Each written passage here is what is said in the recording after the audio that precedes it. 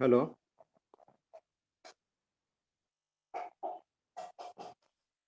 Hello हा sir.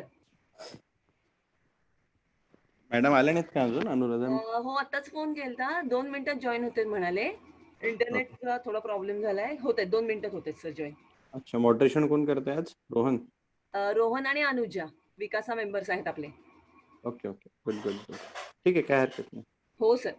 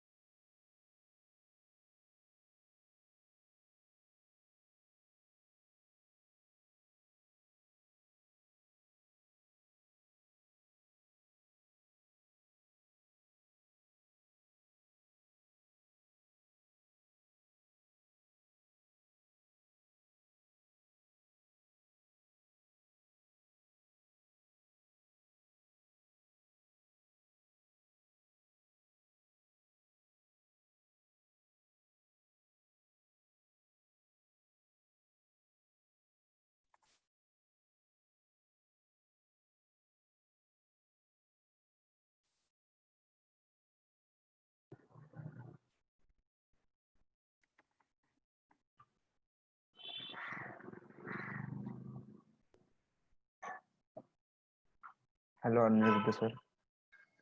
Hello. Hi, Rohan. Good morning. Good morning. Sir, you are not audible. I'm not audible. No, sir.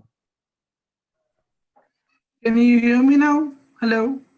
Sir आवाज येतोय, फक्त थोडासा ना blur येतो आणि खूप बारीक आवाज येतोय. Okay, let me try to change the network. Anuja, could you hear, sir? Aniruddha sir.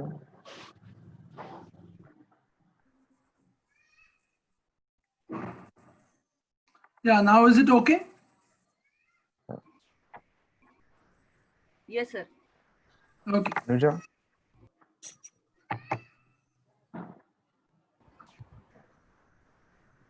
Hello Rohan, येतोय आवाज तुला?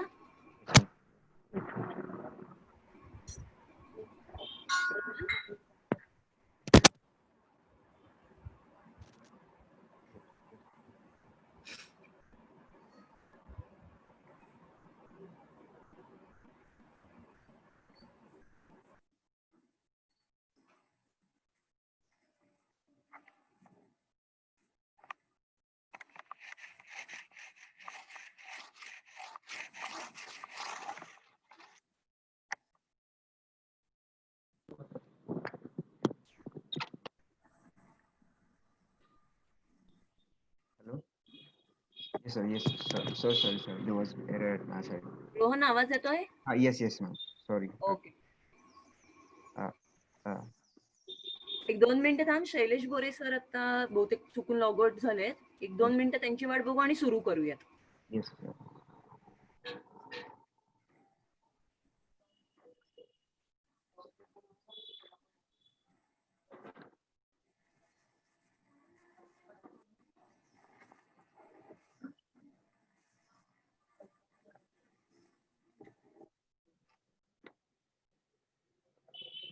Language कोणती ठेवायची? Hello, sir.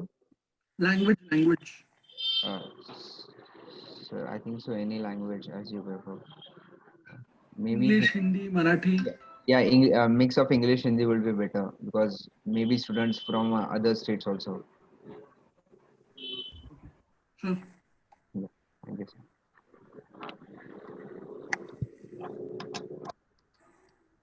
Hello, Shailesh sir. Shall we start? Yeah, no issue. All right, na? All set. Yes, sir. Yeah. Good morning, Bide sir. Good morning. Good morning. How are you? Yeah, good sir. Great. Ma'am, we are starting. Yes, yes. Uh, Hello, everyone. My name is Rohan Kasat, and I am Joint Secretary of Pune Vikasa of ICAI. I welcome you all for the day 5 of indirect tax practitioner course organized by Pune branch of Picasa jointly with Satara, Pimpri-Chinchwad, Solapur, Bengaluru, Ahmednagar, Aurangabad, Amravati, Nagpur, and Akola branches of Picasa of ICAI. I will request Anuja Toshniwal, editor Pune Vikasa, to give the welcoming address.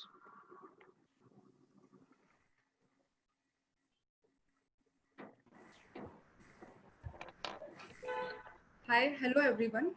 A very good morning. I am Anuja Toshnwal, the editor of Pune branch of Picasa. Welcomes all of you for the 6th day of indirect tax practitioner course. And today is the most interesting and most amazing session on GST audit.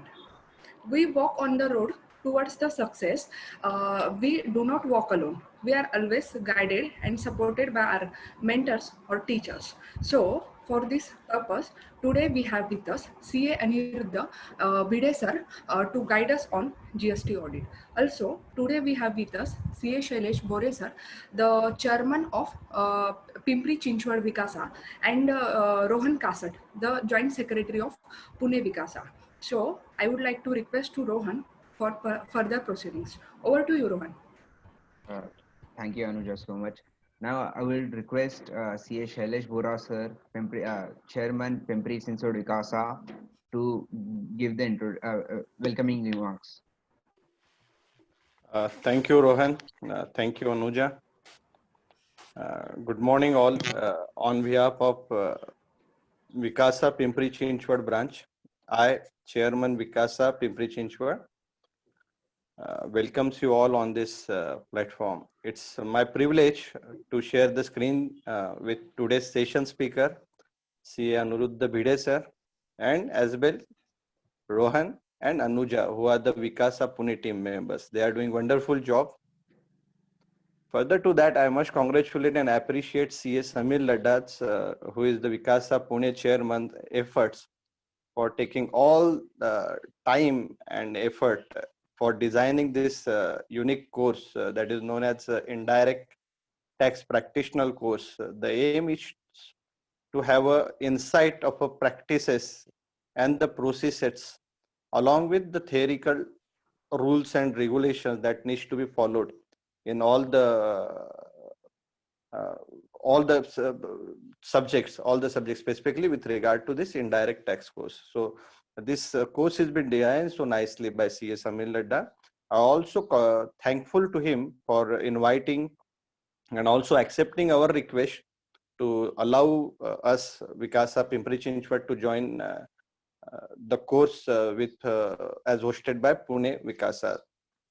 Further to that, today is the day 6. We already covered supply, levy, and collection on day 1st. Thereafter, time, value, and place supply day 2nd.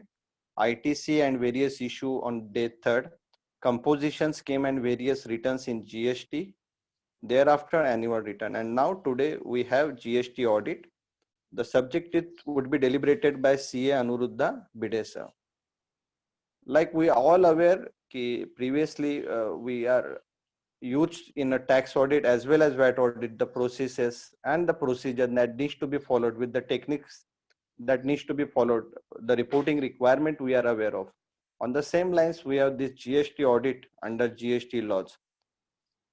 I am sure today's session speaker will deliberate on the techniques and the reporting requirement with the care that needs to be taken while reporting as an auditor.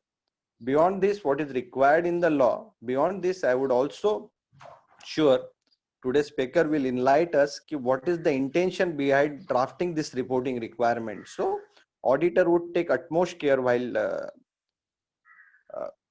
reporting the same.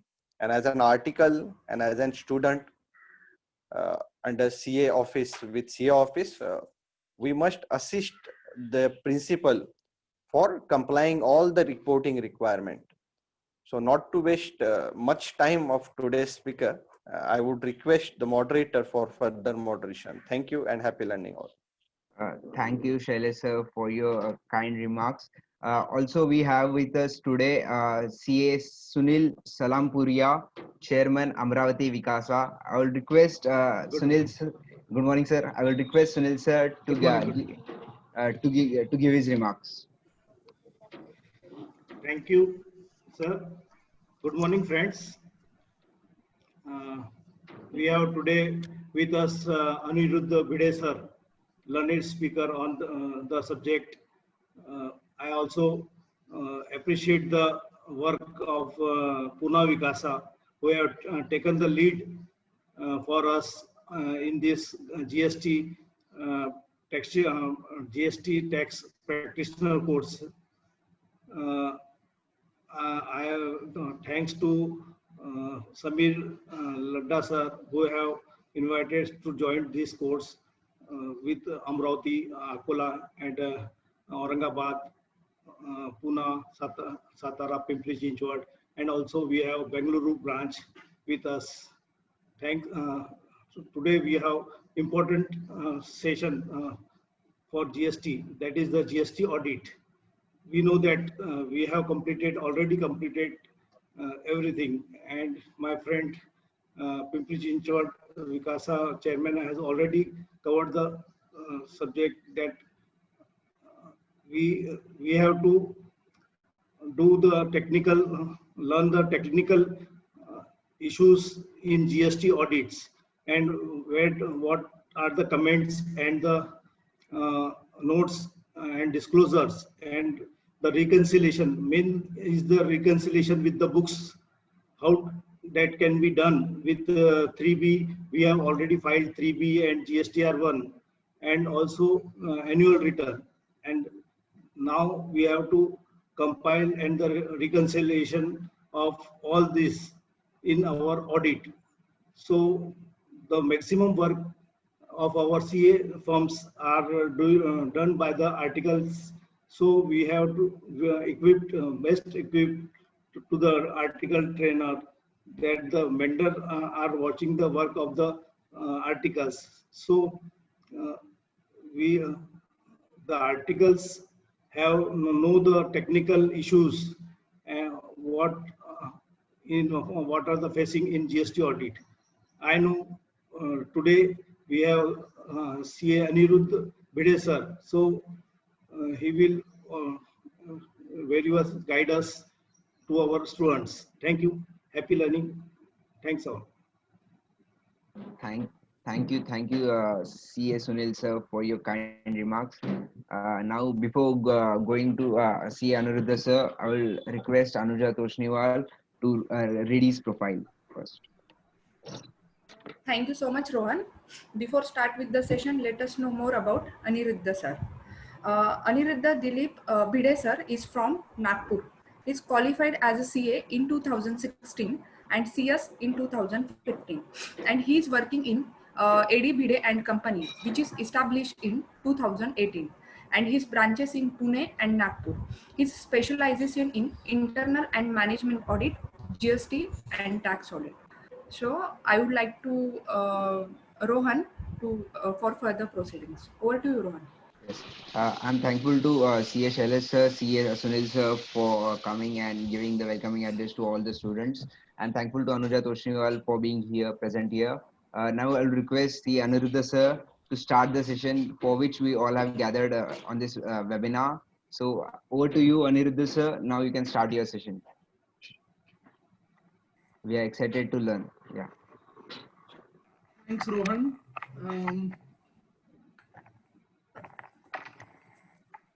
Shailesh ji, Sunil ji, Rohan, Anuja, and all my dear friends, a very good morning. First of all, I would like to thank Shri Samir Ladda ji, our very own Vice Chairman of Pune branch and Pune Vikasa, of course, Chairman Pune Vikasa, for such a wonderful series of lectures on a topic which is very relevant for all of us. Since the GST audit date is nearing, it's 30th September. I hope our Ministry of Finance takes note of this and extend it. But right now it's 30th of September, so I'm very happy that CS Samir Ladda ji took the initiative and organized such a wonderful series. I'm also very excited to know that my very own hometown branch, Nagpur branch, is also there. I could not see anybody from Nagpur, but I hope students from Nagpur are also there in this webinar. I'm also very excited for this, but I don't know whether we would be having any question answer session. Maybe Rohan and Anuja can throw some light on this. Yes, sir. Sorry, sir, interrupting. Yeah, we'll be having question answer sessions. Attendees can ask their question in Q&A tab, and at the end of the session, we'll take that. Great. So it would be, of course, physical sessions are always better, but due to this COVID-19, we all have learned how to work also, because from past 6 months, I have also closed down my office. Everybody is working from home. I have, like, all the big corporates are working from home, and so it's a need of the day that we learn the new techniques, because we cannot stop living our lives. So we will have to deal with this in this manner only. So I'm also very excited to learn new things from you as well, because learning never stops. I always feel that learning never stops, and anybody, right from the junior most article in your firm can teach you big things in your process or audits or something like that. Okay, so I'll start. Rohan, can I share the screen? Yes, sir, you can share the screen. Okay. You can start with the session. And if I'm not audible, please let me know. Yes, sir. Participants, you can reply to sir if sir ask any question in the chat box. Yes. Yes, sir. Your screen is visible. The screen is visible? Yes, sir. Okay, so I have the information that the basics of GST have already been covered in past 5 days, and today is the topic for GST audit. Primarily, when we conduct a GST audit, we are required to know the basics only. For any audit, if we conduct any statutory audit, whether it is under GST Act, whether it is under Income Tax Act, whether it is under LLP Act, whether it is under Companies Act, or whatever, we need to know the basics of the act only. So I would cover those basics also, but I won't go into much details because I know that all those things have already been covered. So there are two aspects in GST audit basically. One is the what I can say, the procedural part, that how you conduct your GST audit, and second is the compliance part, that is filling up the form. This is typically like a tax audit, that first you do the audit and then you fill up the 3CA 3CD or 3CB 3CD, whichever is applicable. So today mostly I would like to cover the procedural part, because filling up the form, yes, you have some certain guidelines by Institute of Chartered Accountants of India, the GST Council. Even in that form only, we have one tab which states that which table is to be filled with what type of information. So mostly I would be covering in this session how a GST audit is to be approached. So starting with, let us start with basic understanding of the GST audit. I don't intend to go into much technical details, sections and rules, because what is important is we focus on the procedures. We focus on how it is to be done, because we have all of our books, we have Google, we have all these ebooks online available. So we have this complete set of information available at our disposal. So I won't be stressing much on these sections, but let us glance through these sections. So first is applicability. The section 35(5), which states that every registered person whose turnover during a financial year exceeds the prescribed limit. Now the prescribed limit is 2 crore, but for financial year 18-19, the council, the GST council, has waived off the requirement till 5 crores. So for this financial year 18-19, the audit which is going to get concluded by 30th of September, it should get concluded basically. The threshold limit is 5 crore. Now let's come to the practicality of it. How to calculate this 5 crore? Let us start with the basics. So for example, my firm AD Bhide and Company has 5 branches. One in Pune, one in Delhi, one in Ahmedabad, one in Bangalore, and one in Hyderabad. So 5 states are involved. In totality, the turnover is more than 5 crores, say 6 crores. But if I look at the individual GSTINs, it is less than 5 crore. But the applicability of GST audit is on the basis of PAN's turnover. PAN-based turnover is to be looked upon.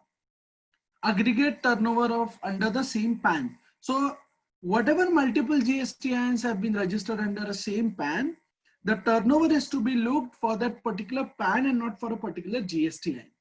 So even if in my state, for example, in Maharashtra, I have turnover less than 5 crore, but if I look at the turnover of the whole company, that the PAN-based turnover, if it is more than 5 crore, then the GST audit is applicable. The form which is used, you must have learned yesterday about GSTR 9, that is annual return. The form which is used for GST audit is GSTR 9C, that is the annual reconciliation statement. Earlier, GSTR 9D was also there. Earlier, as in 2 years back, when this originally the GST audit was proposed, but then it was altered, and then we have this GSTR 9C only, the annual reconciliation statement. Rohan, I would appreciate if in between you could just tell me that I am audible and everything is okay. That would be great, so that I'll keep on going. That's it. You're audible, sir. You're audible. No issue. Yeah, great. Okay. So this is about basics of GST audit. Let's start with the procedural part.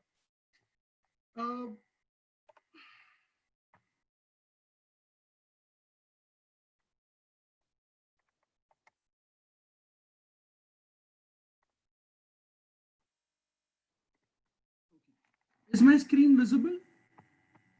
Yes, visible, sir. So in GST audit,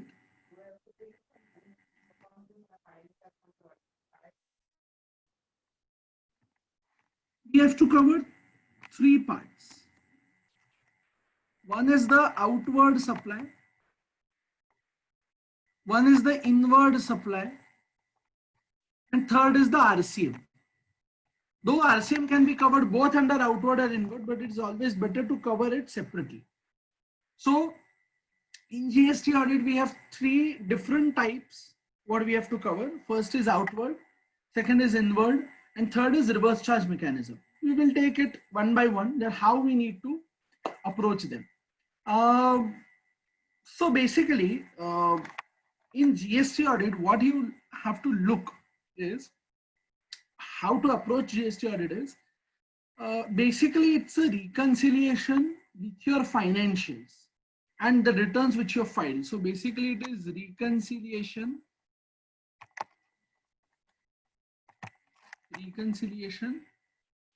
of financials with the GST returns.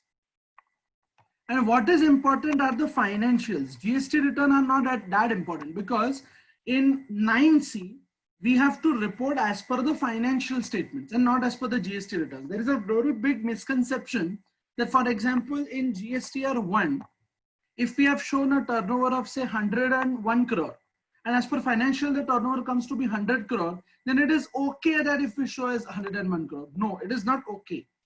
because we go by the financials. There is a case that the audit, the GST audit can be done by the person who has actually audited the financial statements or any other auditor also. So basic premise behind GST audit is, first, we believe that the financial statements are true and fair.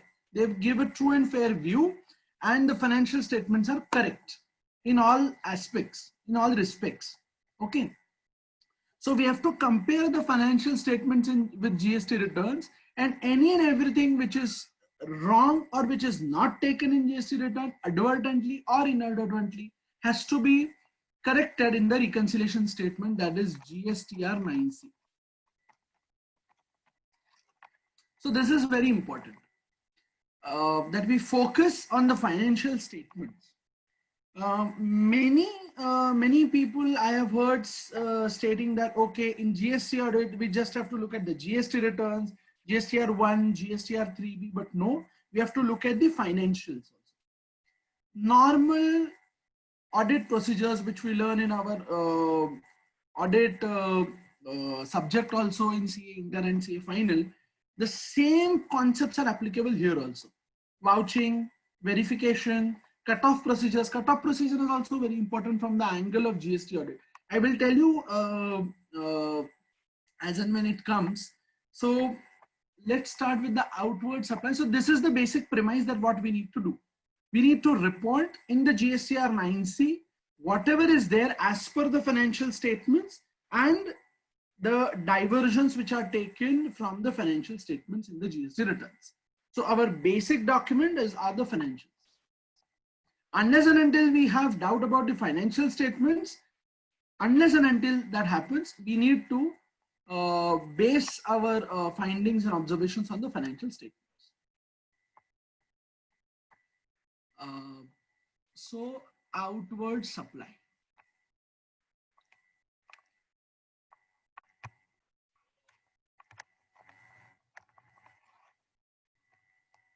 So what would be the first thing which should come to the outward supply? The first thing would be you have to look at the financials and take the revenue from operations. In a typical Schedule 3 balance sheet and statement of profit and loss, you will find this revenue from operations. So first, what you have to do is take this revenue from operations, then other income. We will get into details later that what other income consists of and what we have to consider for GST purpose. But then for outward supply, all these things needs to be considered. First is revenue from operations. Next is other income. The other comprehensive income or classification changes which are there in the financial statements are not to be covered in the turnover.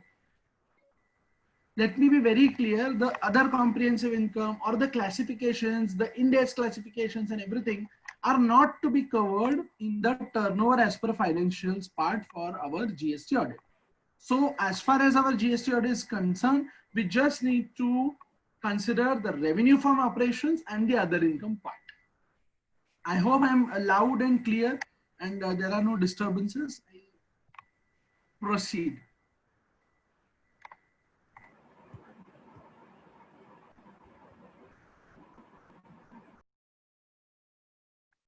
I have this checklist which is available with me. We will go with this checklist and see that what exactly we need to do with all these things. So first is, as we saw, the revenue from operations. So what is covered in this revenue from operations? Normal sale, service income. This can be both domestic, SEZ sale, export, all the three. Next is the exempt income as per GST. If you are supplying any goods or services which are exempt in nature, for example, if you are supplying some vegetables, for example, you are supplying some, so there are some water charges. So if you are auditing renting a business, and if that particular business is charging for water, then water is exempt. So that would come under exempt income. So first, the very first thing which we need to cover is the sale, service, whether it is domestic, SEZ, export, and the exempt income of as per the turnover as per financials. Second thing which we need to cover is the other income. Now, what would be covered in this other income? So there can be bank interest, which is nil rated. There can be sale of duty credit scripts. If you do not understand this particular, we can skip this, but then if you just remember this, that would be great, because if you audit any company having export turnover, then there would be having some duty credit scripts, which there would be a sale of duty credit scripts. This comes under exempt income. Then there can be say share of profit. Share of profit. This is non-GST. Then there can be dividend. This is also non-GST, which is not to be covered under GST. We will cover this portion in Rule 42 also while calculating the reversal of ITC as per Rule 42, that what is to be covered under exempt, non-GST and taxable supply. So all in all, we have to cover 1, revenue as per operations, 2, other income, and 3, which is the most important part, that is the credit entries in trial balance. Now, what is this? This is very important. So sometimes it may happen that, for example, it is freight account.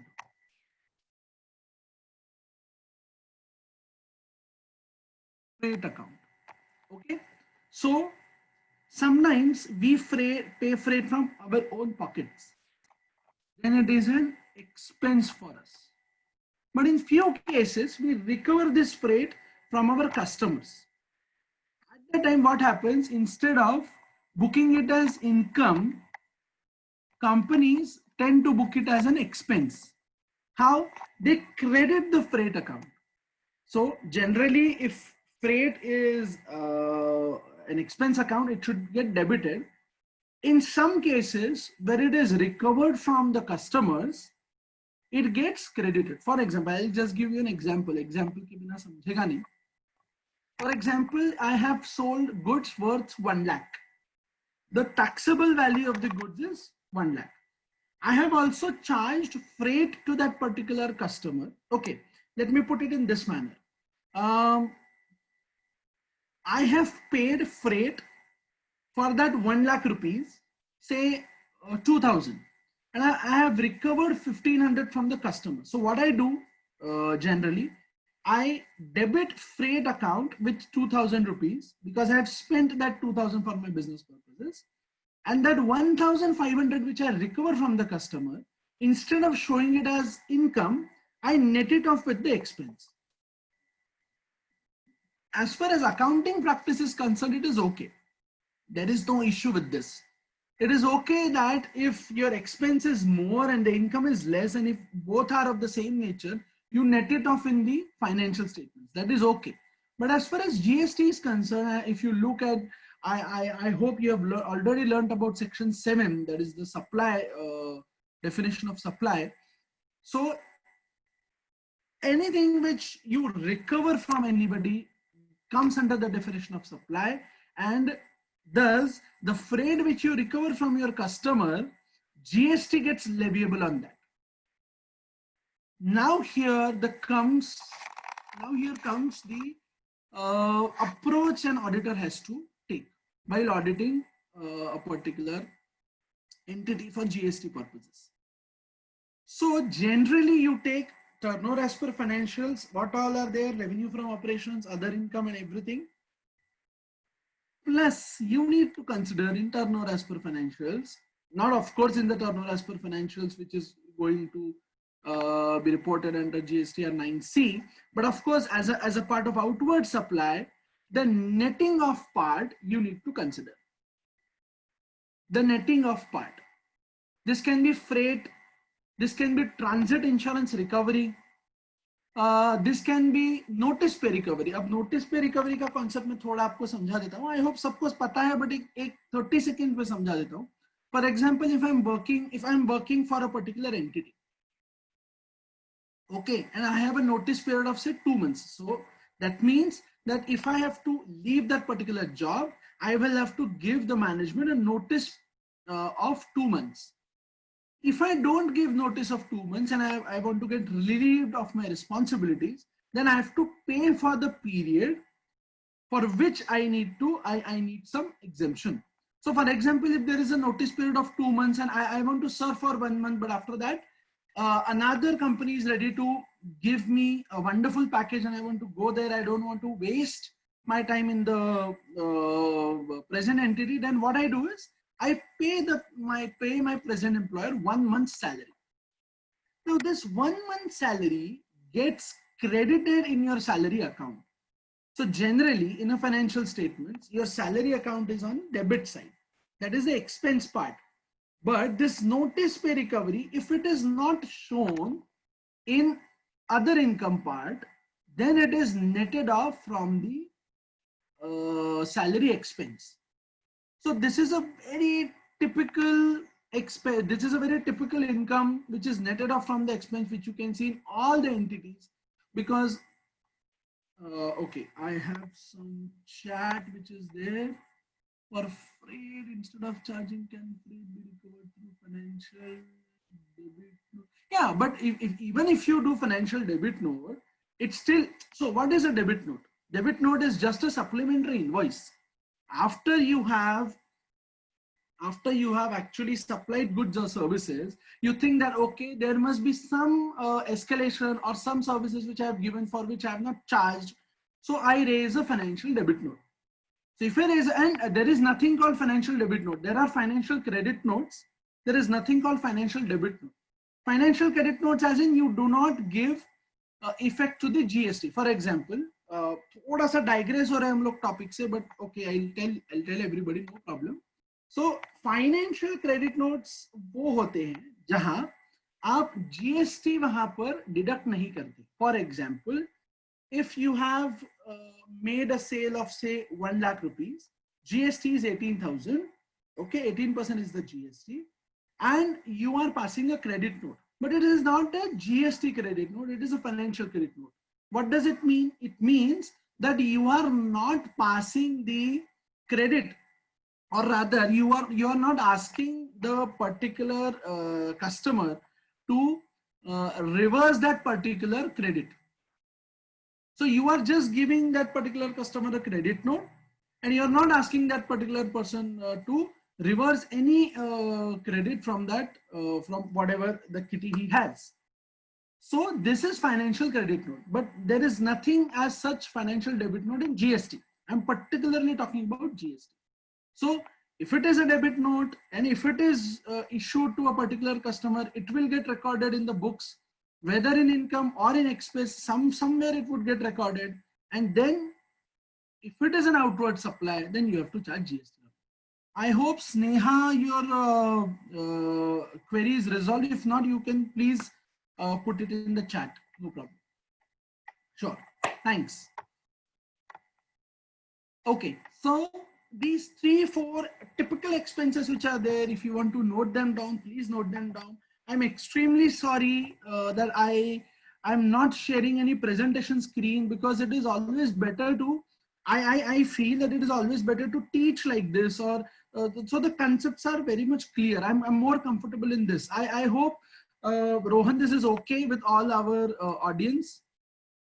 Sorry, I did not take permission from you also. So if you could just tell me, or if you want me to shift to presentation, that is also okay.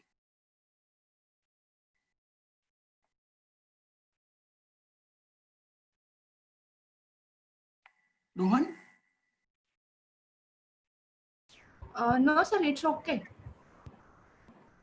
Yeah, okay, sure.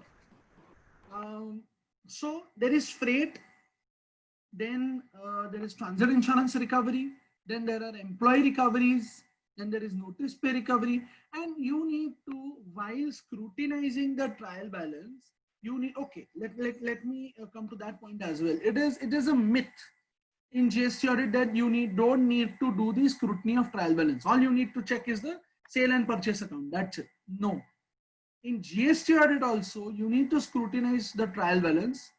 We will come where you need to scrutinize and why you need to scrutinize. Point number one is this: for outward supply, for any credit entry which is there in the trial balance, any credit entry, it can be in fixed assets also. There can be disposal of assets. It can be sale of scrap. It can be this credit entries in the expense accounts in a trial balance, and of course normal income accounts as well. So yes, coming to the fixed assets part, fixed asset disposal,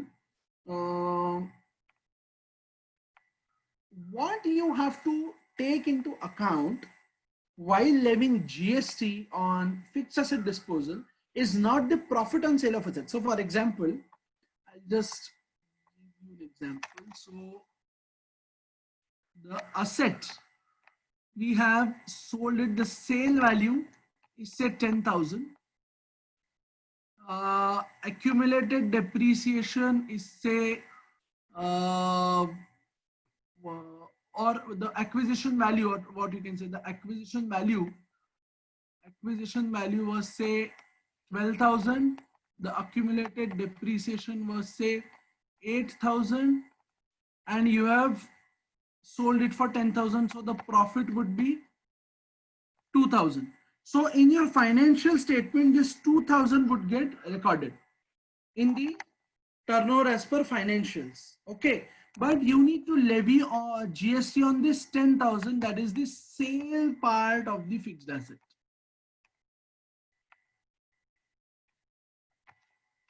This is very important. This is often missed because this profit on sale of fixed asset is what is covered in the financial statements, but please keep it in mind that the GST is to be levied on the wholesale portion of the fixed asset, and as per the rates as per applicable, whatever are the rates. So let us again revise that what all we need to check. So first is I'll just write them down here. So first is your normal sale or service.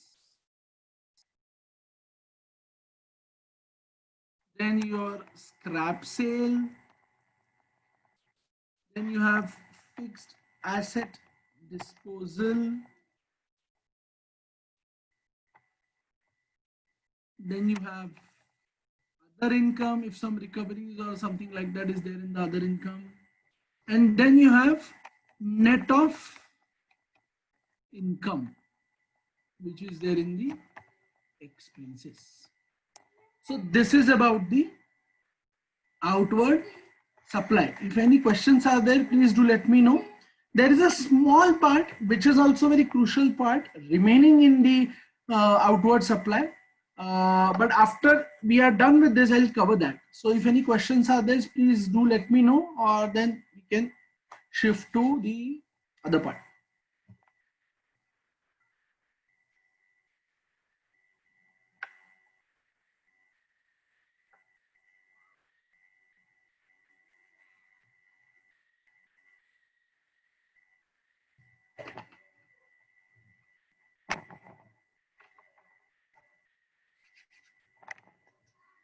Okay, I'll just wait for 10 more seconds. If anything is there, please do let me know, or we can start the session again.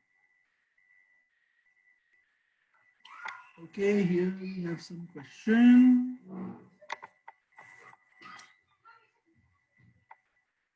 I am unable to open it. Yes. So in case of depreciable fixed assets on which no ITC was claimed, if sale value is less than WD, whether GST is payable? Yes, no. Here in this case, GST is not payable. So there is a notification. So, okay. I'll tell the question. In case of depreciable fixed asset sale on which no ITC was claimed, if sale value is less than WDV, whether GST is payable. Okay. So this WDV, you have to take WDV of the Income Tax Act. So if it is a company and the depreciation is charged as per the Companies Act, the profit is booked on the if profit is booked on the sale of asset on the basis of depreciation claimed as per Companies Act, but there is a particular notification which states that if in case of a depreciable fixed asset sale and there was no ITC which was claimed, if the sale value is less than the WDV, GST is not payable. So you're correct, Sneha, in this case.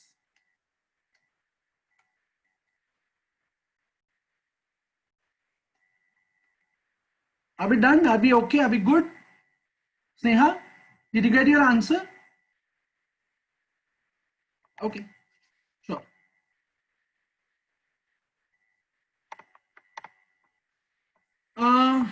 Okay, so let us focus on the two more important parts of outward supply.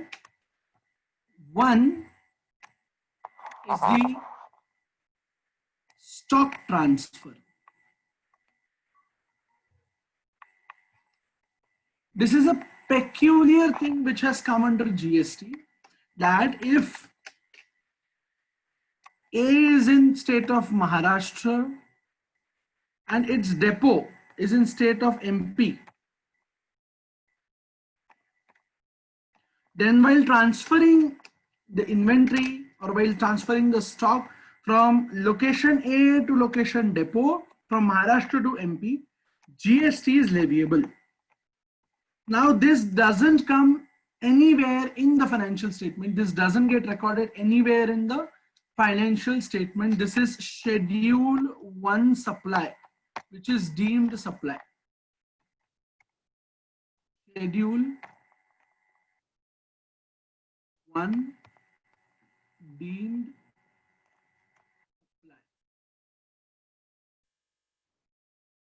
supply. Rohan, can you just tell me that whether this deemed supply was covered in earlier sessions? Rohan or Anuj or anybody who is there?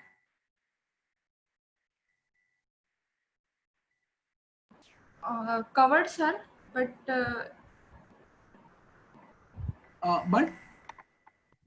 covered, sir, in earlier session. Okay, it has been covered. Okay, so Madhuri Bhalya is saying it has already been covered. Okay, no problem. So I'll just run through it for everybody. The Schedule 1, that is deemed supply. So there are two important parts in this deemed supply. First is stock transfer.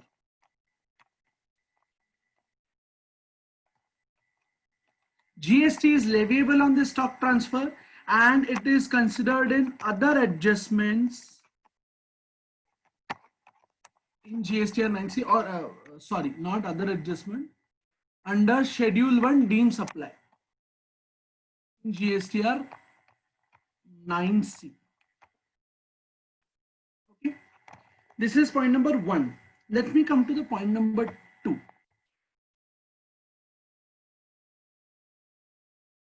Employee services. Okay. Now it's very common in companies that they have canteen for their employees. Okay.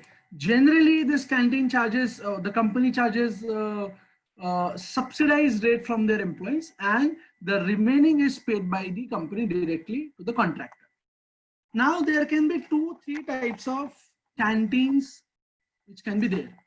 First is the employee doesn't pay anything and the employer pays directly to the contractor. Second is the employee pays subsidized rate to the company and the remaining part is paid by the company to the contractor. And third is there is a direct relationship between employee and the contractor. The employee directly pays to the contractor and company doesn't have any thing to do with this particular transaction. So let us come one by one. In case where there is a direct transaction between the employee and the contractor, there is no question which arises in our GST audit because it is not a transaction which is related to this company. Okay, am I clear? This is very important and very critical as far as employee services and deemed supply under Schedule 1 is concerned. The second part is that the employee pays small amount to the company for a particular meal, or for bus service or any other services which employee gets from the employer, and the remaining portion is directly paid by the company to the contractor, whether it is bus contractor or whether it is canteen contractor or any other contractor for a particular service. And the other part is employee doesn't pay anything, completely is paid by the company. Now this first part is covered under deemed supply. Very important. Schedule 1.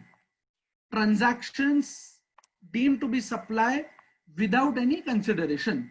There is no consideration here involved, but employee and employer are related parties under Section 15 of CGST Act.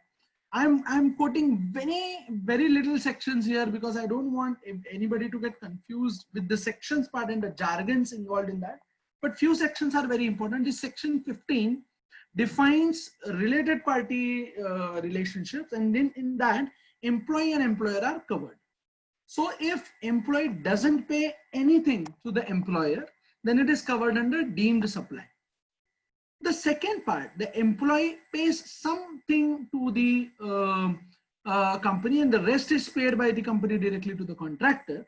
Here deemed supply doesn't arise because deemed supply comes when there is no consideration. There is no consideration. Here we have some consideration. Here it comes under the valuation provisions and the valuation rules. When there is a related party which is there, then it goes to the valuation principles. We'll discuss those valuation principles as well now. So for example, the employee is paying 0 and the employer is paying 100 rupees to the contractor, then as per Schedule 1 deemed supply, the company is required to pay tax on this 100 rupees.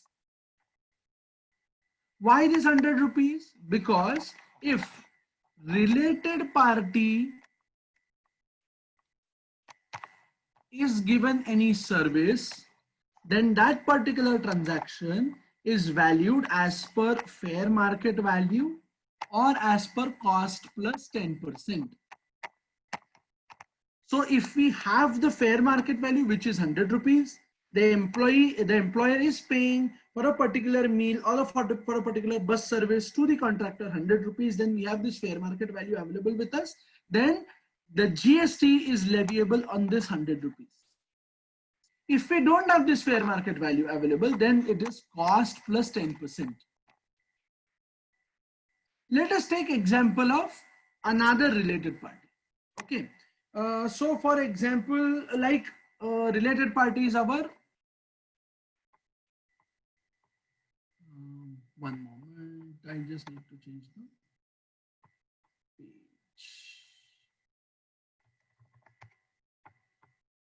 So whenever a related party RP can avail ITC, then the transaction value or the value of the transaction which is there shall be deemed as assessable value if the related party is able to avail the input tax credit.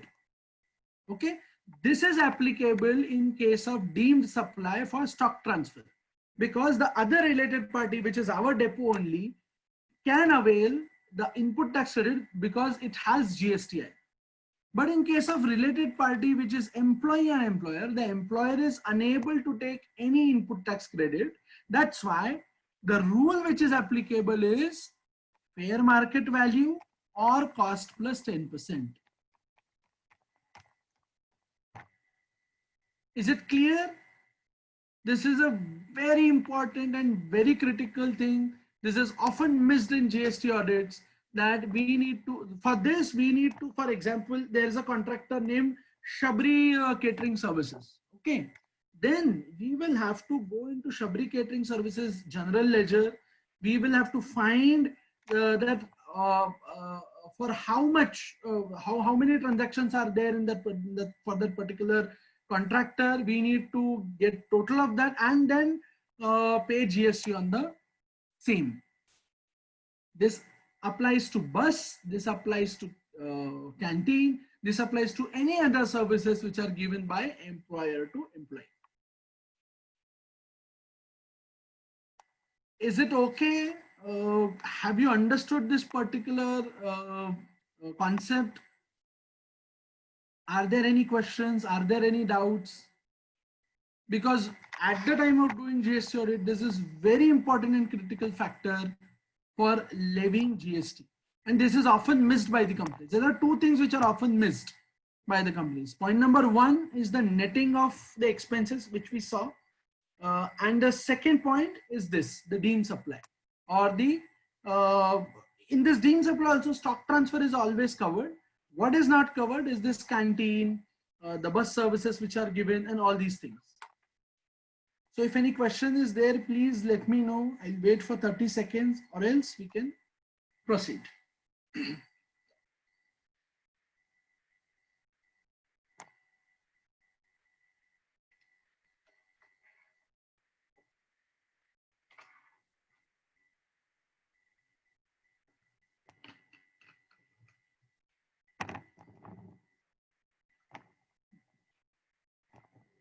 एक तो lecture इतना अच्छा जा रहा है कि सबको सब कुछ समझ गया है या तो सब सो गए, दो में से एक ही है.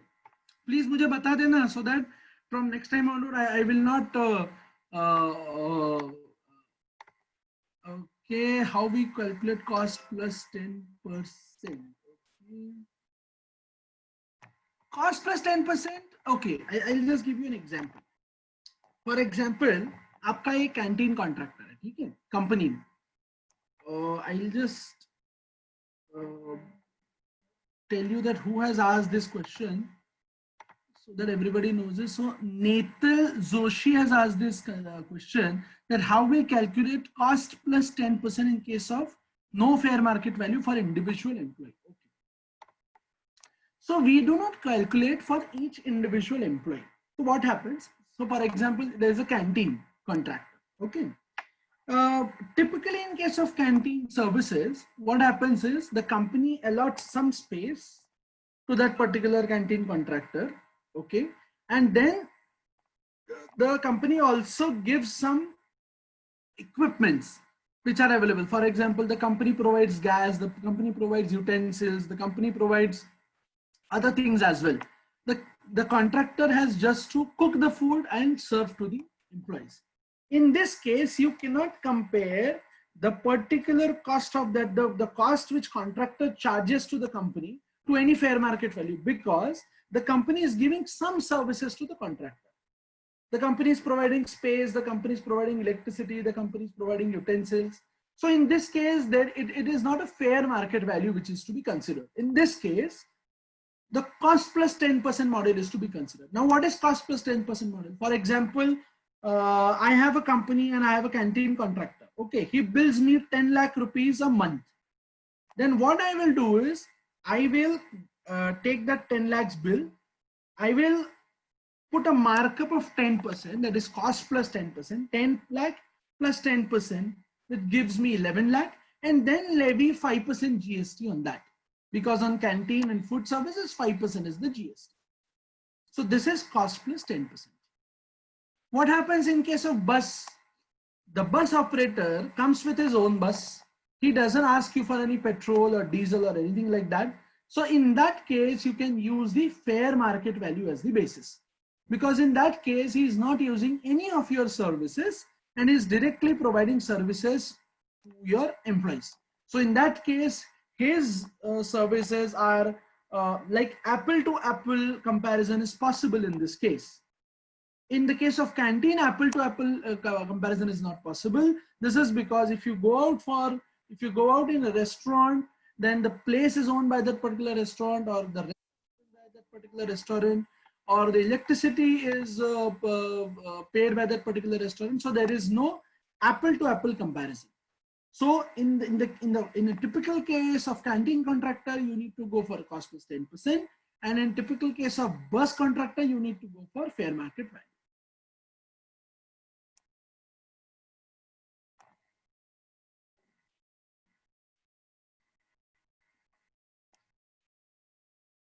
Okay, so let me just run you through what all we need to check here.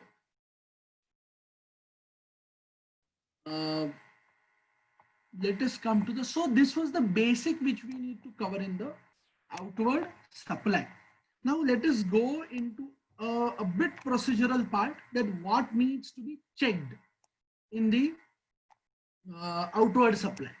So first thing what you will have is the sales register.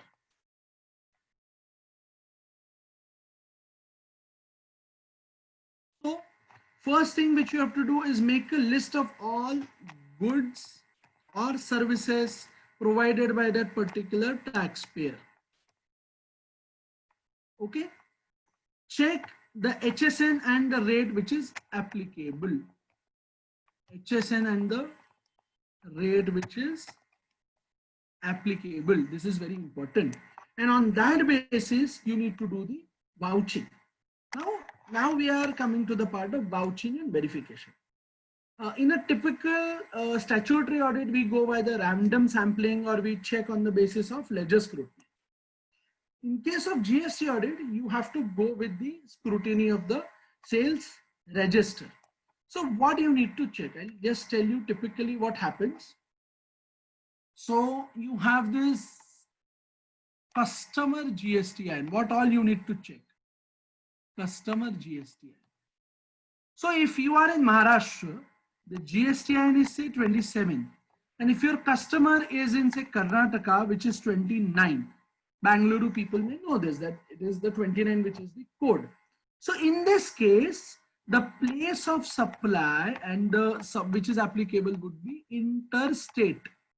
I will not focus more on this because this must have been covered earlier also. So IGST should have been applicable ideally. So in scrutiny of the sales register, you just have to look at it in this manner, that wherever other than your GSTIN, in which state you're actually auditing, the entity in which state it is there, other than that particular state, if any customer is there, then IGST should be applicable.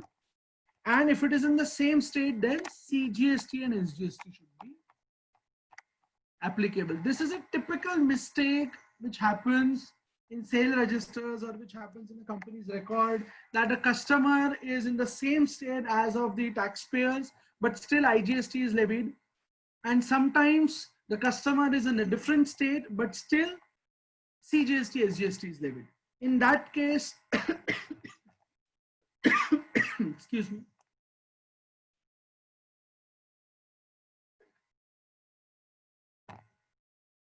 In that case, it's a typical liability which comes, and this cannot be interchanged. So what I can say, this crossing is not allowed in GST. So if IGST is to be levied, then this liability comes in the GSTR 9C reconciliation statement, that okay, instead of paying IGST, you have paid CGST, SGST. So there is a refund in CGST, SGST, but you cannot set off that refund with the liability. So IGST is to be paid separately and refund is to be applied separately for CGST, SGST. This is very important from the viewpoint of GST verification and scrutiny of records. This is very important, that we consider the place of supply. What is the place of supply? And then we do it. This is in case of domestic. In case of export, you need to check if it is export of goods. Then you need to check if it is export and if it is goods, then whether shipping bill is there, and the vouching is to be done for these particular shipping bills. Because if shipping bill is not there, then it is not export. Anything which is exported out of India, then only you don't need to pay tax on it as per zero rated supplies per IGST Act. So shipping bill is very, very, very important. In case of export of services,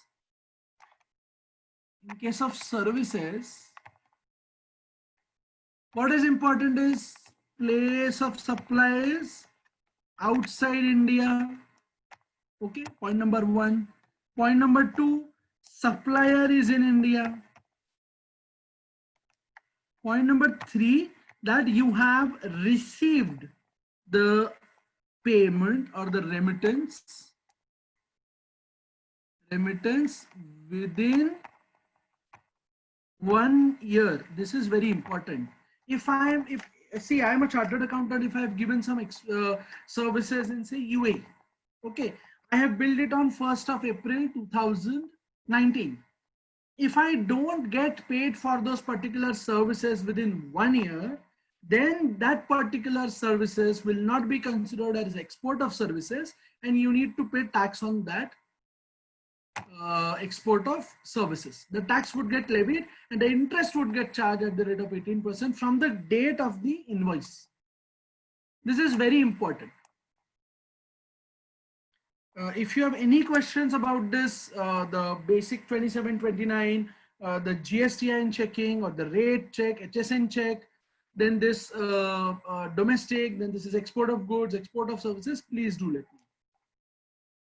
I'm taking a pause for 30 seconds. If any questions are there, please ask.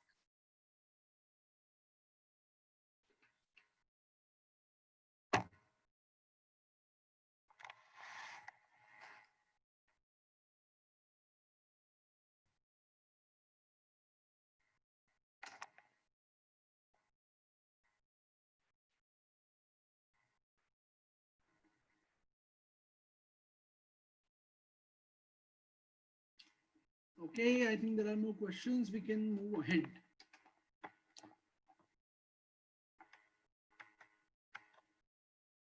Okay, so this is a basic checklist.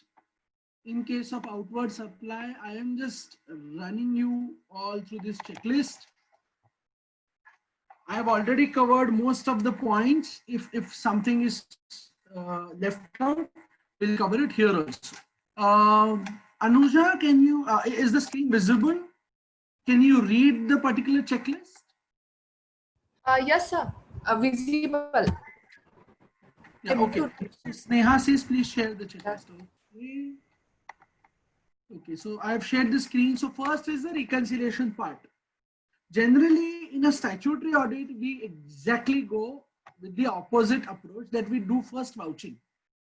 In case of GST audit, we have to first reconcile all our the financial statements with the books and then with the GST returns, and then we need to do the vouching on the basis of our scrutiny of the records.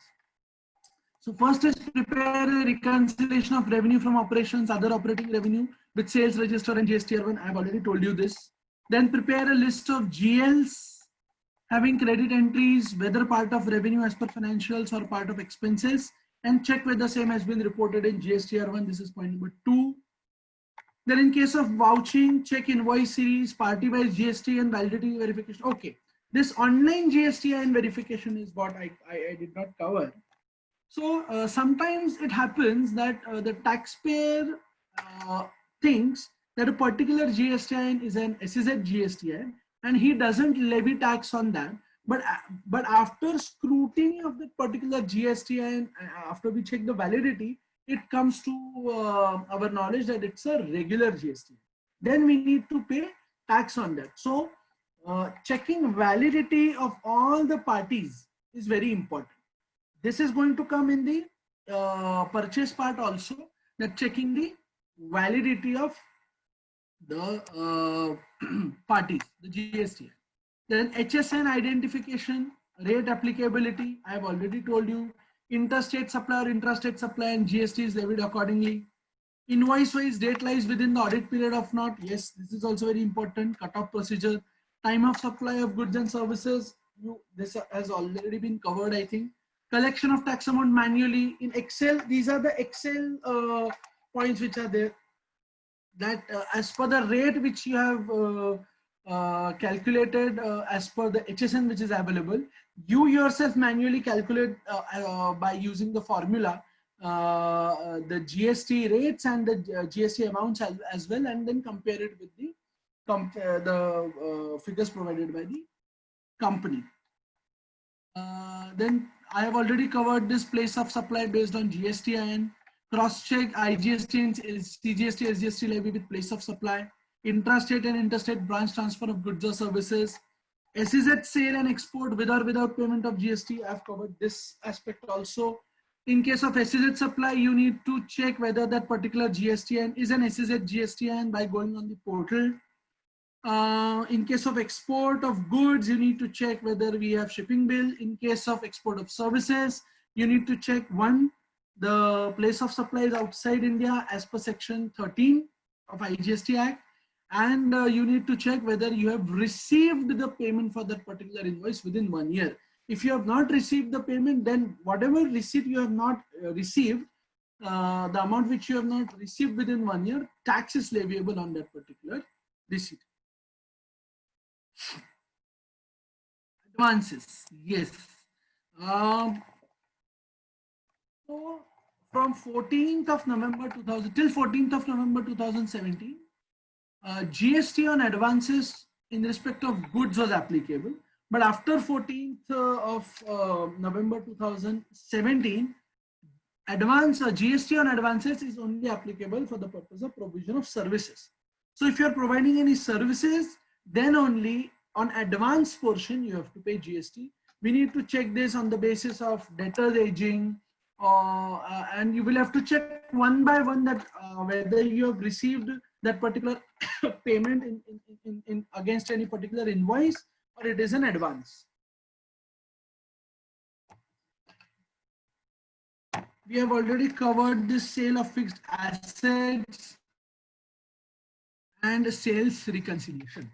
Now let us come to this part of sales reconciliation. Now what we have done is we have whatever we had with us, the financial statements, we checked all those financial statements, scrutinized them for the particular levy of GST, and then we have a list of transactions on which GST should have been made applicable.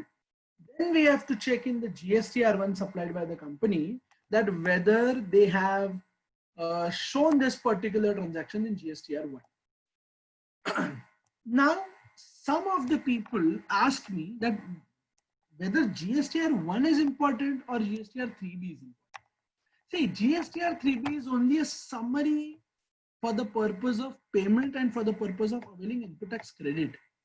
The detailed transaction report is in GSTR1.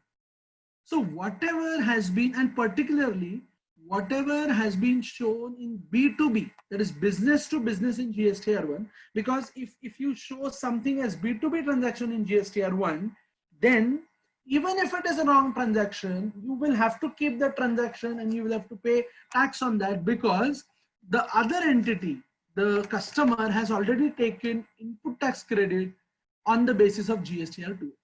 Of course, you have time till September of the following year for issuing credit notes. These are the GST credit notes which you can issue. For example, in case of financial year 18-19, you have time till filing of return for the month of September 2019. You have time till September 2019, or I may say October 2019, to issue credit notes on the invoices which you have booked in 18-19. If the credit note is not issued, then you need to pay tax on that, even if it is a wrong entry.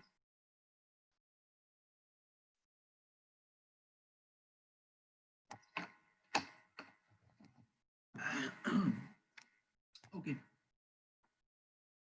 Then you need to reconcile the books with the GSTR1, and whatever is the reconciliation is there, you need to pay tax on that. I'll typically show if I can show the screen, if time allows, how a particular working is prepared in case of GST audit. Let me just run you through this presentation. These are the basic accounts and records which are mentioned in section 35. I will not take much time of you in that. If Anuja or Rohan wants, I can share this presentation also so that you can read this list. Particularly Anuja and Rohan, I will tell you, and even Shailesh ji, I am not deliberately covering the procedure as in the statutory part, because it is already there in the statute books. I'm just covering the part of procedures which are in which typical in a typical GST audit it has to be covered. I think it is okay with the audience and with the organizers as well. Yes, sir. Then this is the vouching and verification. We have already seen this. Then there is the reconciliation and income scrutiny. We have already seen this. Then in employee recoveries and deemed supply, we have already seen this. And then we are coming to inward supply. Okay. Coming to now the inward supply, the ITC part.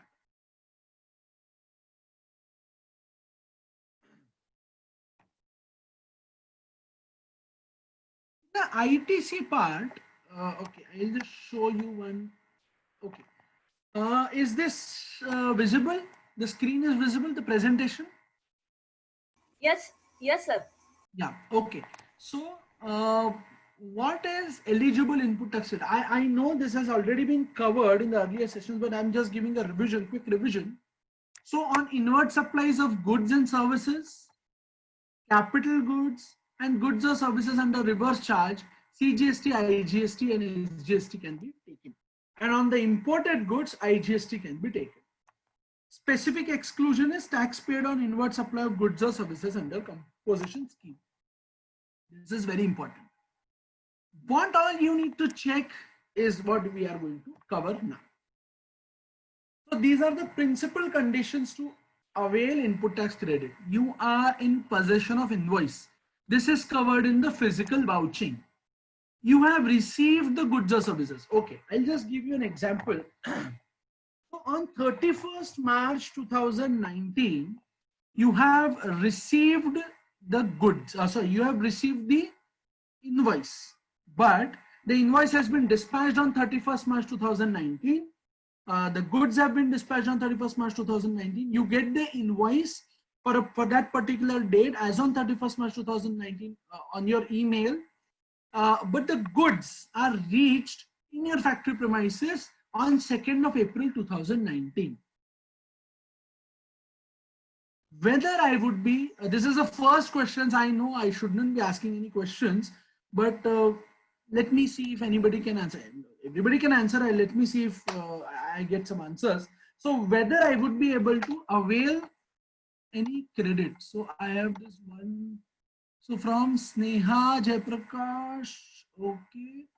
Yes, April, correct. So why April?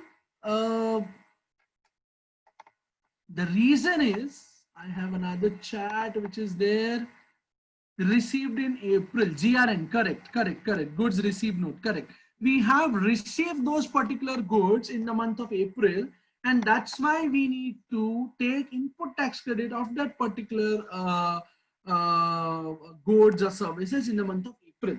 Now, what happens is, when you go for GSTR to a reconciliation, the invoice is booked in the month of March. In your books also, the invoice is booked in the month of March, but you receive goods in the month of April. So that's why when you scrutinize the purchase register, you just need to check the goods received note date, that is the GRN date. And the GRN date should fall within the audit period. It may happen that the invoice must have been received as on 31st March 2018, but the goods must have been received on 2nd of April 2018, then that credit is to be taken. And vice versa, in case of 31st March 2019, you need not take that particular credit because you have not received those particular goods or services. So this is very, very important. Another aspect in case of checking of input tax credit is, frankly speaking, this is done in case of GSTR2 reconciliation, but as a matter of double checking, or as a matter of, say, getting confirmation, a general practice which I follow in my audits is, for example, I have 1000 GST and the vendors, the vendor GST. What I do is I do online vouching on the portal. So what I do is, if say GST number is 27BV FPB352E1ZV, this is the GST number. I put that GST number, I check whether that GST number is valid, point number 1. Whether that GST number is regular or SEZ, point number 2. Point number 3, from which date that particular GSTN is valid. Because for example, if a particular vendor issues invoices as on 1st of April, but that particular vendor has actually got himself registered as on 1st May 2018, then the invoices which he has issued for that particular 1 month, the company will not get any credit for that. It is a fraudulent practice, and I must tell you, this happens. And I have encountered many cases in the last year, in 2017-18's GST audit, that is, it has happened, and I have asked companies to reverse lot of input tax credit because of that. I will say running into crores, not even lakhs, running into crores, only because of this purpose, that when actually we check that that particular GSTIN is available or not, that particular GSTIN got himself registered as on 1st of July 2017, when the GST came into picture, and then as on 31st of July 2019, 31st of July 2018, 31st of July 2017, it cancelled the registration, but still kept on issuing the tax invoices, which is a fraud. It's a fraudulent practice. So it is very important that we do this online vouching and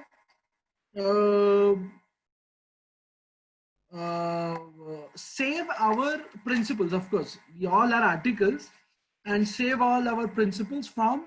Yes, Vandana has raised her hand. Okay, Vandana, please go ahead.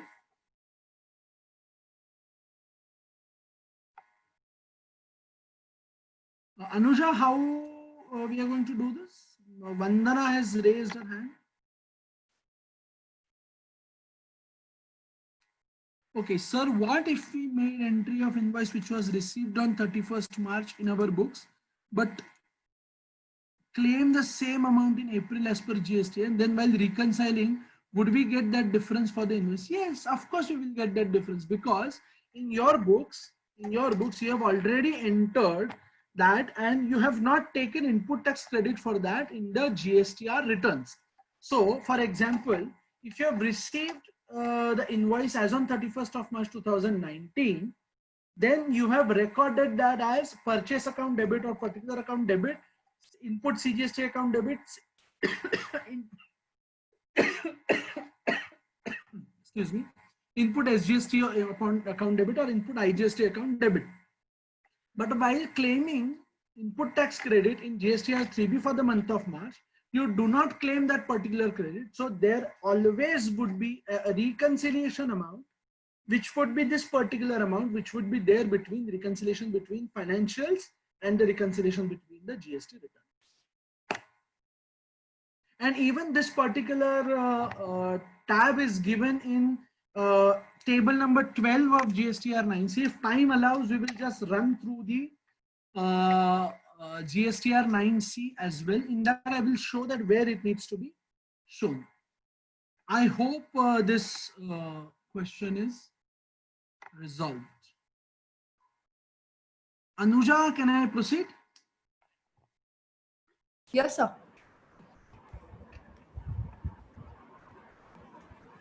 So this is very important from the purpose of ITC verification.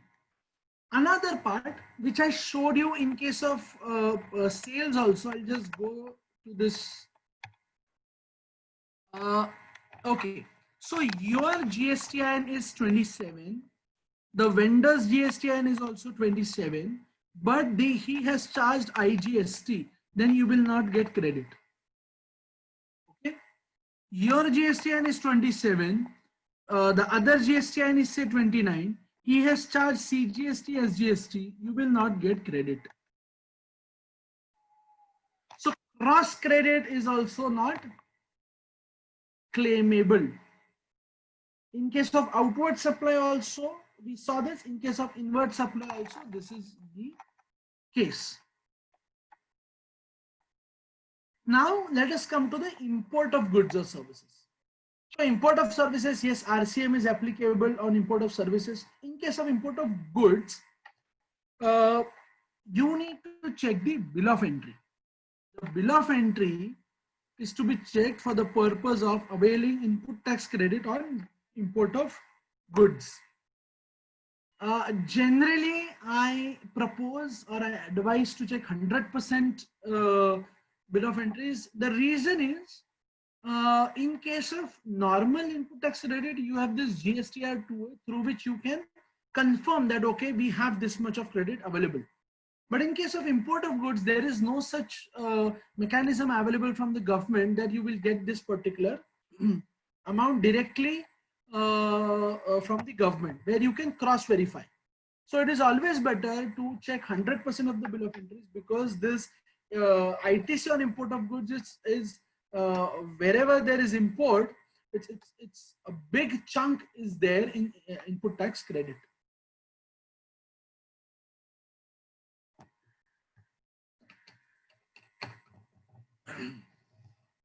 Then there is typical ineligible ITC. How to utilize input tax credit, that is okay. I'll just skip this. Okay.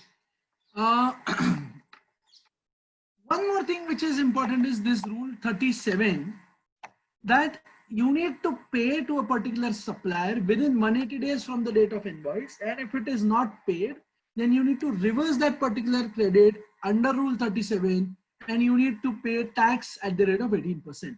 So this is also one thing you need to check at the time of checking the purchase register. So you need to have date of payment for each invoice. I'm not talking about party. So in case it won't be correct to see creditors aging, because in creditors aging you get a complete chunk of the party in the bucket report. But you need to check invoice wise payment. And if a particular payment is not made within 180 days of the date of invoice, you need to reverse that input tax credit. And whenever you the company pays the invoice or pays to that particular vendor against that particular invoice, that ITC can be reclaimed. But in an audit, you need to be very critical of this point, that okay, all vendors have been paid within 180 days of their particular invoice. Now these are the goods or services which are ineligible. Instead of getting into too much detailing here, because this has already been covered, I have been told that in case of ITC this already has been covered.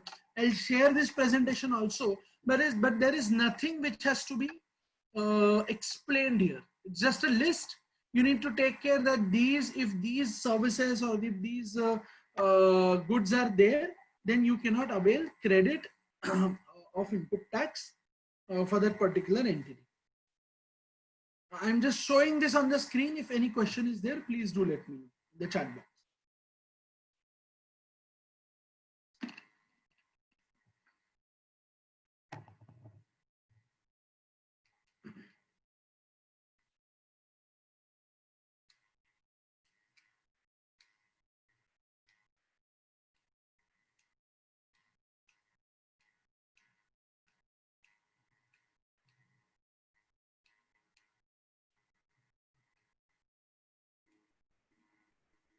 Insurance, in case of insurance, I would like to tell you, in case of insurance, only life insurance and health insurance are not allowed. All other is, for example, if you are insuring your stock, if you are insuring against any fire, or there is a burglar policy, or there is a cash insurance, anything like that, on that input tax credit is available. That is not ineligible items. I hope everybody has read this. I'll just proceed from here. This is another exemption which is there. ineligible ITC. I'll just keep the screen for a while and then I'll change.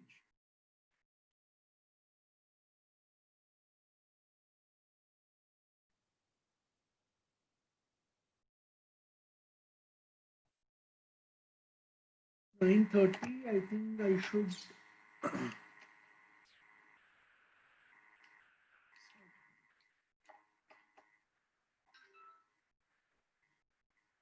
Okay. Yes, this job work. In case of input sent to job worker, you need to get those inputs back within 1 year. And in case of capital goods sent to job worker, you need to get those inputs back within 3 years. This is very important. Whenever you do GST audit, you need to check the job work register. In the job work register, you will get the date when the inputs were sent to the job worker and the date of the involved of those inputs. If the difference is more than 1 year, then the particular company has to pay the tax as per the applicable rates and interest thereon from the day one, because then it becomes a sale and then there is no exemption for the particular job.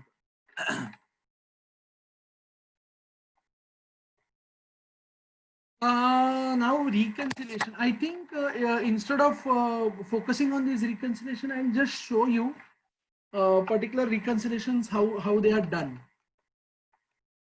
Real time, on a real time basis.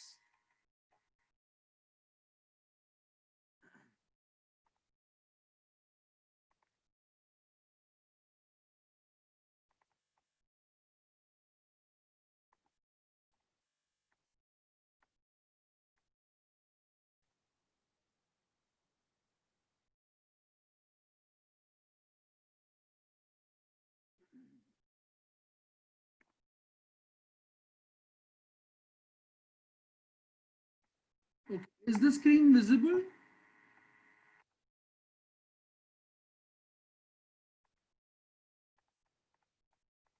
Hello, Anuja? Okay, there is a question. Okay, yes, okay, perfect. I'm just going into this 9C part.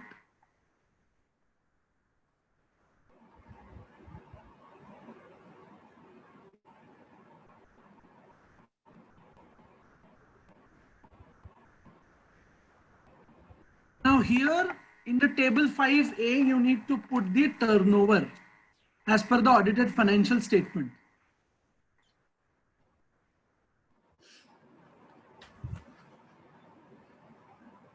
Okay. The turnover is basically this part.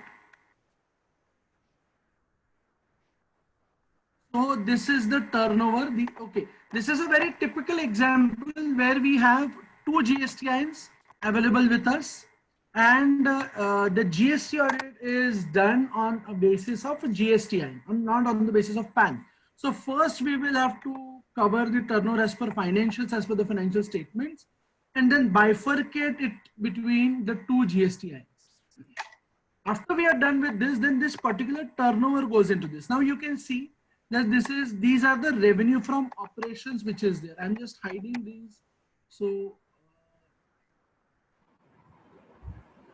okay.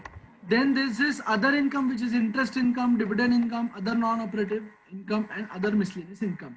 Then let us come to this final RECO under GSTR 9C. This is how I prepare.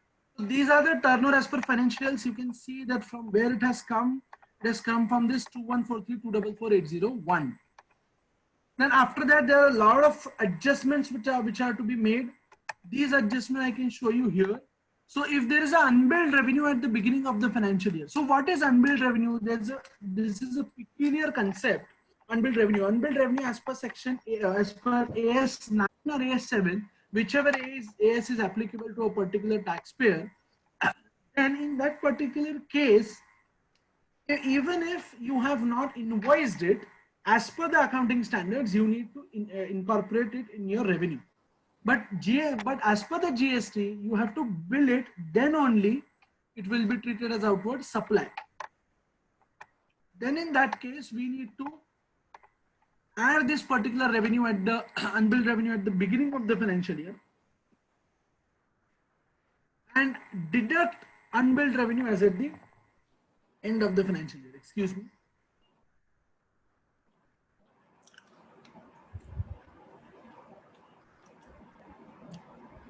Okay, then this is deemed supply under schedule 1, which we need to take into consideration. Now let's just move all these. If you have any other question about this particular format, we can discuss them separately, no problem. Because I think we are running out of time. Then this is part 2, table number 7. This is about the taxable turnover. In this manner, you have to create recommendations for the purpose of what is refundable, what is payable, and everything. Then we are coming to the table 9. This is very important table. This is basically reconciliation of rate-wise liability and amount payable thereon.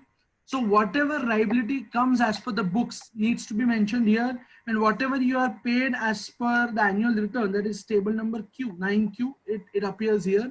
And if there is any reconciliation difference, if something needs to be payable, then it needs to be reported. Table number 12. Okay. Now this is ITC booked in earlier financial years, claimed in current financial year. So this was the question which was asked, that okay, we have booked this ITC in that particular financial year, but then we are claiming it in this financial year. Okay. Sir, can you explain the unbilled revenue at the beginning of the financial year? Just advances at the end of the financial year. Okay. Let me just complete this ITC and then I'll get back to this question also, no problem.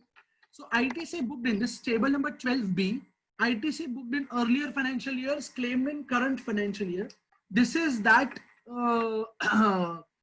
credit which was there as on in 17-18, but you did not receive goods or services and you are claiming it in this particular financial year, 18-19. ITC booked in current financial year to be claimed in subsequent financial year. Because as per books, you have already booked that particular GST, input GST in your books, but then you cannot claim that due to the cutoff procedure. And then this is the ITC claimed in the annual return. That's it. Okay. So coming to the question which was asked, sir, can you explain the unbilled revenues at the beginning of the financial year and adjusted advances at the end of the financial year? Okay. So let me go to AS9 and AS7.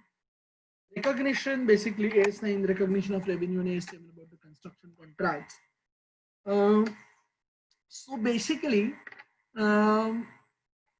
if it is a continuous service or if it is a milestone based service which is there and you need to book revenue as per AS9, but you cannot issue the invoice till that particular what you can say milestone is reached, then that the difference between these two is the unbilled revenue. I'll show you with an example.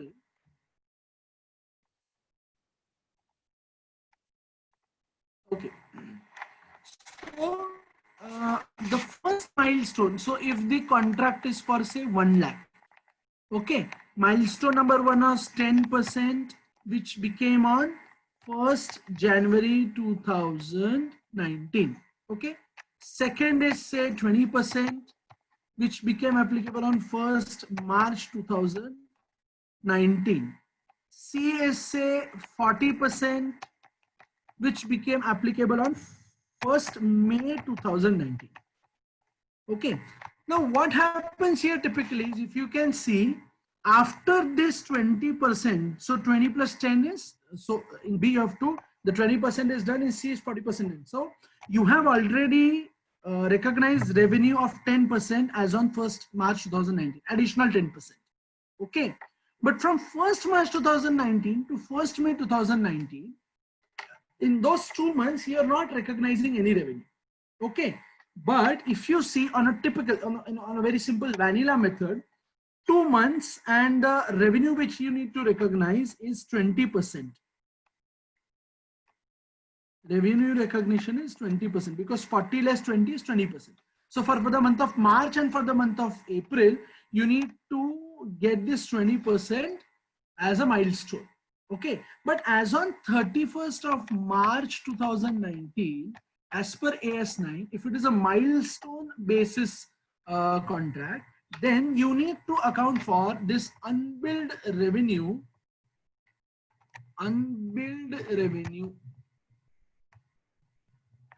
for 1st March 2019 to 31st March 2019, which is say 10%, which is say 10,000. Okay, so we book this particular unbilled revenue in our books of accounts and financials, but we do not levy any GST on this 10,000. That's why so this is closing unbilled revenue. Closing unbilled revenue for 18-19. Okay, I'll just for 18-19, closing unbilled revenue is 10,000, and for 19-20, it's the opening unbilled revenue. That is 10,000. Okay. Now, typically, when you raise invoice in 19-20, you raise it against the unbilled revenue.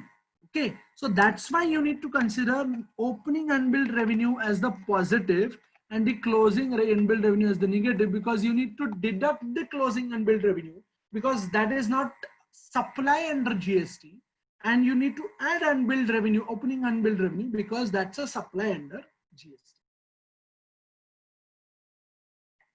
Are you satisfied with the answer? There are, I think, are you satisfied with the answer?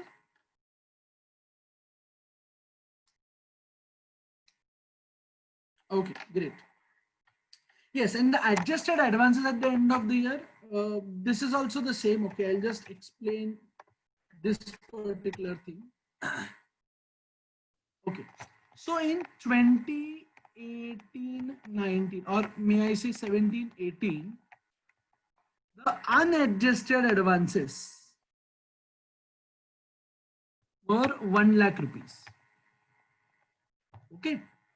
Now, in your GSTR 9, which you must have learned yesterday, the unadjusted, the advance received is, say, for example, 5 lakhs. Okay. And advance adjusted is, say, 6 lakhs. So it cannot go into negative, but you need to consider these unadjusted advances for the last year also, because you have already paid tax on this 1 lakh. You have paid tax on this 5 lakhs in this current financial year, and then you are adjusting the whole 6 lakhs in the current financial year. So plus 1 lakh which was available from the last year, plus 5 lakhs which is available this year, because we received advances for 5 lakhs this year, and we are adjusting for the whole 6 lakhs in this current financial year. So it may seem, if you consider only this current financial year, you will see that the adjustment of the advances is more than what you have received. But if you take into consideration the unadjusted advances for the last financial year, then it gets reconciled. Is it okay, or you need some more detailing here? If you could just tell me if that's okay.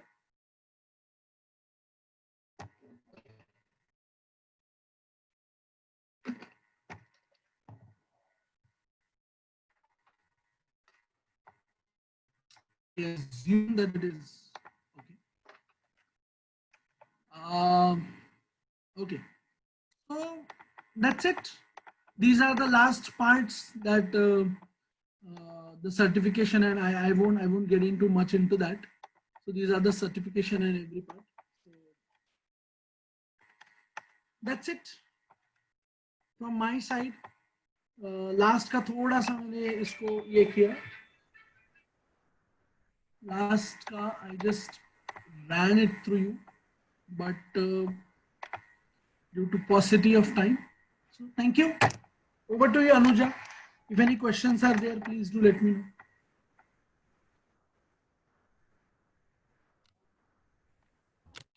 Sir, please explain cutoff procedure. Okay. Anuja, one moment. So there is one question. Cutoff procedure is very simple. See, in case of what I can say,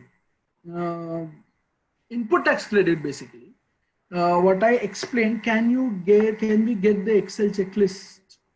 Okay, we'll see. I'll share it with Anuja. I think she can give it to everybody, no problem. Okay, so cutoff procedure. I was at the cutoff procedure. So what is cutoff procedure? Cutoff procedure is basically that you need to consider only those transactions which are into your audit period or which are into your accounting period. Okay. Now, when we typically consider the ITC part, as per section 16 of the CGST Act, you can avail credit on the basis of 1, you have a rightful possession of the invoice, 2, you have received the goods or services, 3, you have filed the return, and 4, your vendor has already paid the tax. Okay. Now, if you have received the invoice on 31st of March 2019, okay, but you have received the goods or services in the month of April, this you can check from the goods receipt note date. Somewhere it is said GRN date, somewhere it is said GRR date, somewhere it is said GRIR date on the basis of their accounting system. But then on that basis, you can check the cutoff. That okay, our cutoff is 31st of March, and whatever goods or services which are received after 31st of March, or whatever goods or services which are received before 1st of April 2018 also, you cannot avail credit on that basis.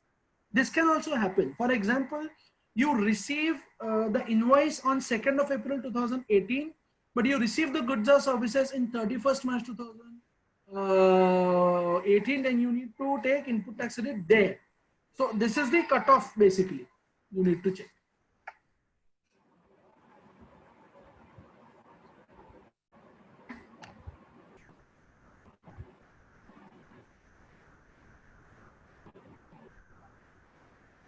Anuja, over to you. Yeah, thank you so much, sir. I hope all the students' queries will be solved. And actually, it was wonderful session.